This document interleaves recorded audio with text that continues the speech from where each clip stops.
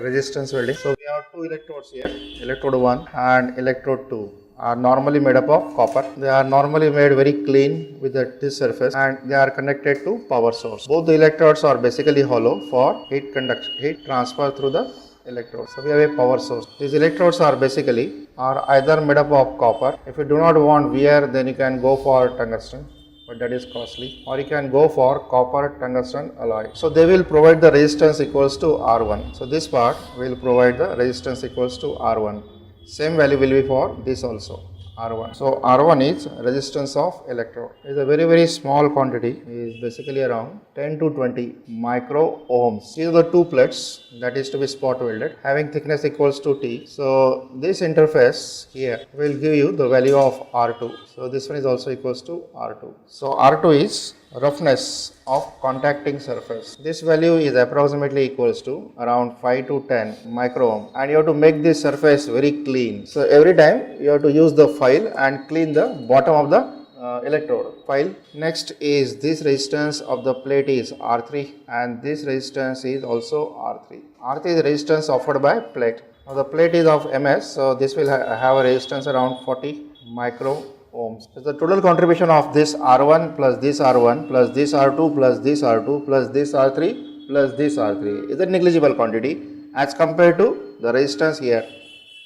at this point where the weld will takes place. So we will call this as R4. So R4's this resistance should be very high and this value go around 200 to 500 micro ohms. So total resistance in this case will be equals to 2 times of R1, that is one on top, one and bottom, plus 2 times of R2, one contact here and one contact here, plus 2 times of R3, one plate and second plate, plus one contact, that equals to R4. In comparison to R4, this value is negligible value as far as we are concerned. So value of R is almost taken as R4. The current pass in the circuit may be approximately around 10,000 amperes or 5,000 ampere, very large quantity. The temperature generated in this case, the local temperature generated is around 9,000 degrees Celsius to 12,000 degrees Celsius, and this operation is performed in a very short interval of time, around 0.1 second to 0.2 second, sometimes millisecond also.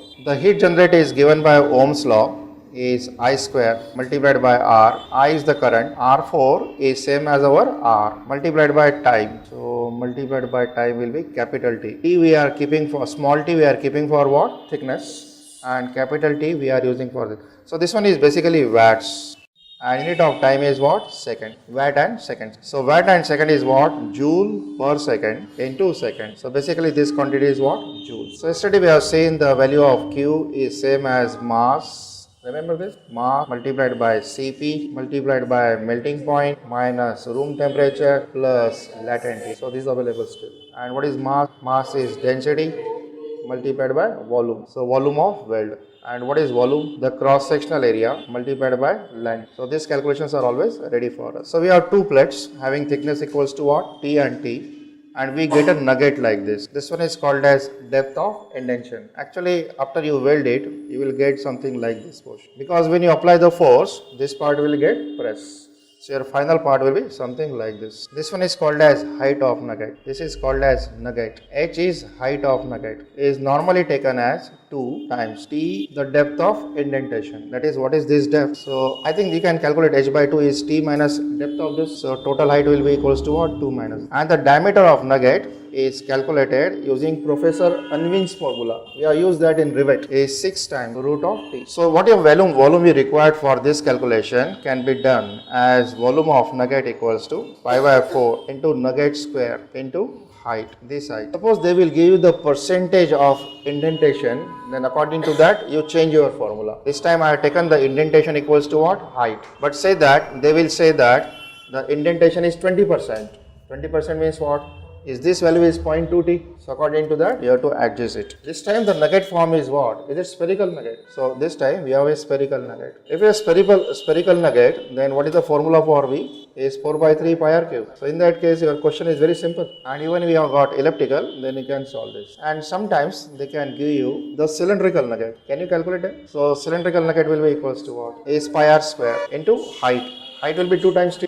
2 times T. And if the percentage is given, then you calculate this and multiply it by HI. So somehow they will give the twist on what? Volume. Nothing else. Because they want to calculate M. Last time you had seen the heat transfer efficiency. This time there is no heat transfer efficiency. Why there is no heat transfer? Because it is localized. Heat is generated here itself. So no question of what? Heat transfer efficiency. But is a melting efficiency is there? This part will get melt. Out of this, if the some heat is less lost in atmosphere, either by convection or either by radiation, and if the some part is get conducted. So whatever the heat is generated here ideally is not available for utilized properly. So we always have melting efficiency and we never have a heat transfer efficiency. From the above equation set, we can say that Q is it proportional to I square? More current, more heat. Then Q from this formula, is it directly proportional to melting point? And it also depend on mass. Mass is dependent on volume. Volume is dependent on height of thickness. Height of thickness is T. So Q is also directly proportional to what? If you club this with this quantity, can we say I square is proportional to T? But in addition to that, it has the effect of what? Melting point. So we can say I square is somewhat proportional to melting point as well as what? Now this type of question they will ask you that if the thickness of the plate will change, what is the change in current? In that case, we have I2 by I1, melting point of second sheet, melting point of first sheet, first plate divided by T, that is thickness T2, thickness T1. If both the plates of same material, then is this value is same? I have to make square of it. For same material, I can write I2 by I1 is under root of T2 by T1. What is the disadvantages of this? Continuous welding is possible? Not possible. Continuous welding is not possible, therefore leak-proof joint is possible or not possible?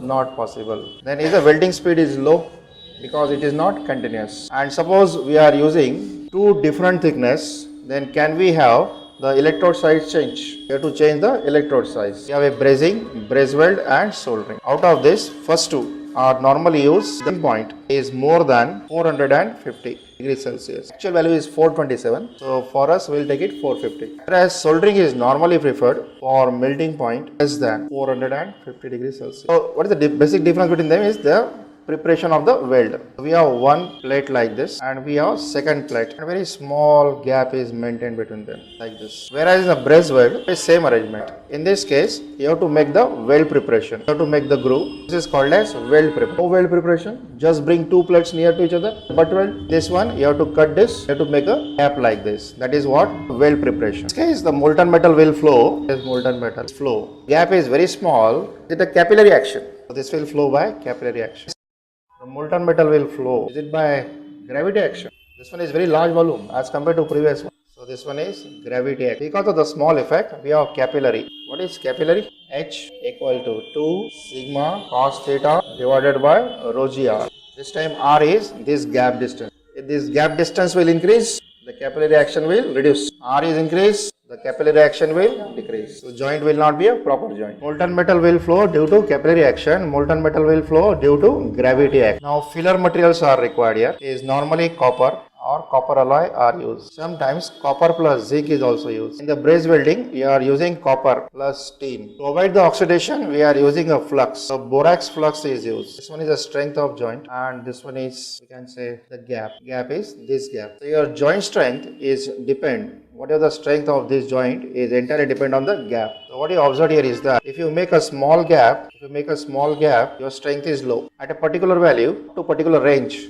your strength is high, and after that strength will reduce. So this gap is called as optimum. They will ask you the numerical question that the strength first increases, then remain constant and then decreases as per the gap. So this value is approximately equal to 0.0125 mm and this value is approximately equals to 0.0625. Don't remember any value, the graph of gap. This range is called as optimum. Now it can be very well justified that if the gap is small, molten metal is less, strength is less. But how you can justify that if the gap will increase, the strength will also increase? That is the question. Because the molten metal is more. The reason is that whatever the molten metal you are using, they are having a less hardness as compared to parent metal. When you are applying the force to this, that force is not transmitted to, all the force is get absorbed by the molten metal and not transmitted to what plate. That is why your strength will decrease. If the size of the pool will increase, that is why if you go on increasing more, your strength will go decrease. So optimum range is from 0.0125 to 2.0625. In this case, we have to remember the flux used. The flux are zinc and zinc chloride, ammonium chloride. What the function of flux? Avoid oxidation. Second function is how you can avoid the oxidation by avoiding the air contact. So they can ask you what type of flux are used. This effect normally predominated by surface tension. So you can get one match the pair. Surface tension for soldering, gravity for braze, capillary for brazing. So is the heterogeneous? This one is heterogeneous, solid and liquid. So all this is heterogeneous welding.